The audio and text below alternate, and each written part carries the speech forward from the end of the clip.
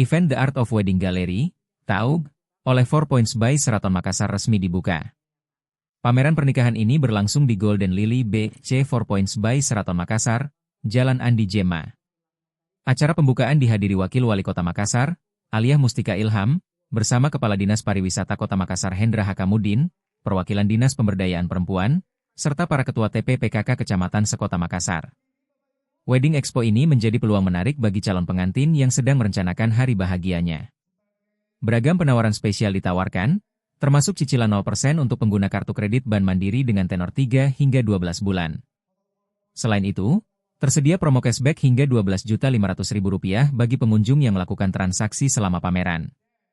General Manager 4 Points by Sheraton Makassar, Agus Sunario, menyebutkan sebanyak 58 vendor dari berbagai sektor industri pernikahan ambil bagian dalam event ini. Wakil Wali Kota Makassar, Aliyah Mustika Ilham, mengapresiasi acara ini dan menekankan pentingnya mengangkat budaya lokal dalam setiap penyelenggaraan pernikahan agar tidak hilang tergerus budaya luar.